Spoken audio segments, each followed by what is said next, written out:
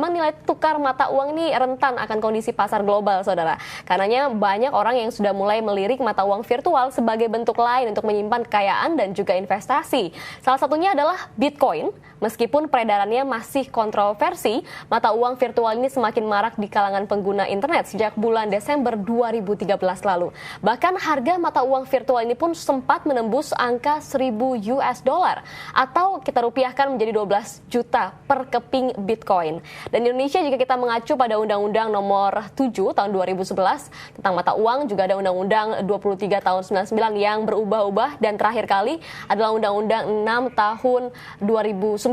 Bank Indonesia menyatakan bahwa Bitcoin dan juga virtual currency lainnya ini bukan merupakan mata uang atau alat pembayaran yang sah di Indonesia. Karenanya risiko kehilangan dari transaksi ini akan tidak memiliki payung hukum yang jelas, dan meskipun demikian tapi ternyata saudara Bitcoin ini mendapatkan tempat sendiri di hati masyarakat seiring dengan semakin meningkatnya peminat Bitcoin di tanah air. Untuk membahasnya sudah hadir bersama saya di studio Kompas Bursa CEO Bitcoin Indonesia Oscar Darmawan. Selamat siang, Oscar. Siang. Kita bicara perkembangan Bitcoin. Awal mulanya ini kan muncul dari krisis di beberapa negara yang kemudian mereka mempercayakan mata uangnya mereka ini dengan virtual currency seperti Bitcoin. Di Indonesia seperti apa sejarah Bitcoin ini? Oke, pada dasarnya sejarah Bitcoin di Indonesia itu kita mulai menarik garis mulai dari tahun 2011-2012, di mana para kalangan miner mulai beroperasi dari orang-orang Indonesia. Mereka mulai menggali Bitcoin. Kemudian di tahun 2013 dengan pergerakan yang cukup tinggi di Indonesia, para trader Bitcoin mulai bermunculan. Pada akhirnya hingga sekarang pun sebagian besar adalah para trader ya. Penggunanya sejauh ini sampai 2014 kita bilang bulan Februari sudah berapa orang? Oke, pada dasarnya kalau kita mengatakan berapa orang itu adalah angka yang bisa kita perkirakan dari jumlah komunitasnya. Dari jumlah komunitas Bitcoin sampai sekarang kurang lebih sekitar 15 sampai 20 ribu orang. Tapi kalau kita tahu tadi kan saya sudah sempat menyebutkan juga bahwa Bank Indonesia melalui undang-undang juga menyatakan bahwa ini bukan alat pembayaran yang sah. Nah, bahkan juga dikatakan resiko ditanggung sendiri oleh pemainnya.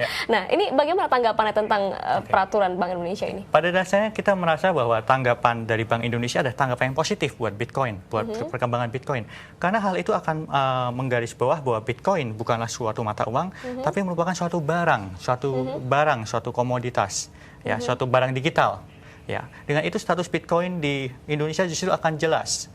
Dan masyarakatnya pun yang menggunakan jadi cukup jelas bahwa transaksi berarti berdasarkan kepercayaan. Transaksi yang terjadi adalah transaksi barter, suatu barang dengan barang yang lain. Kita tahu juga Bitcoin ini tidak hanya ada di Indonesia tapi di beberapa negara lainnya, dan terutama cukup besar pangsa di Cina kita tahu. Nah, kalau di Indonesia perkembangannya sendiri saya dengar akan ada vending machine gitu ya, yang membuat kita bisa menukarkan uang dengan Bitcoin di mana saja. Seperti apa perkembangannya, Pak?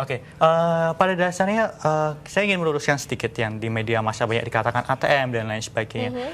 Vending machine dalam Bitcoin itu sebenarnya adalah suatu alat yang untuk menukarkan uang rupiah menjadi Bitcoin, karena Bitcoin kan statusnya sebagai barang digital. Jadi bukan sebaliknya. Jadi itu cuma suatu media untuk membantu menukarkan rupiah aja, untuk membantu supaya kita bisa mendapatkan Bitcoin dengan cara lebih mudah. Di mana saja begitu ya. Nah, kalau kita bicara terakhir pertanyaannya adalah bagaimana masa depan dari Bitcoin? Apakah ini akan menjadi nanti pengganti dari mata uang real atau seperti apa? Kita percaya bahwa Bitcoin itu tidak akan menggantikan rupiah, karena dalam transaksinya saat ini, pada saat kita melakukan barter, kita tetap menggunakan mata uang rupiah. Dan perkembangan Bitcoin ini benar-benar tergantung dari para regulator. Seperti contohnya vending machine tadi, itu kita baru benar-benar bisa memasukkan ke Indonesia. Itu tergantung dari regulasi yang ada dulu. Tanpa adanya regulator, kita percaya bahwa hal itu masih plan yang akan kita tuju. Masih memiliki banyak potensi dan tentunya juga peminatnya cukup besar di internet. Terima kasih Pak Oscar, walaupun singkat telah bergabung di Kompas Bursa. Saudara, kita akan hadirkan rangkuman perdagangan sesi 2 nanti pukul 16. Jangan lewatkan informasinya. Kini kita kembali ke studio Livi. Silakan. Terima kasih, Gloria.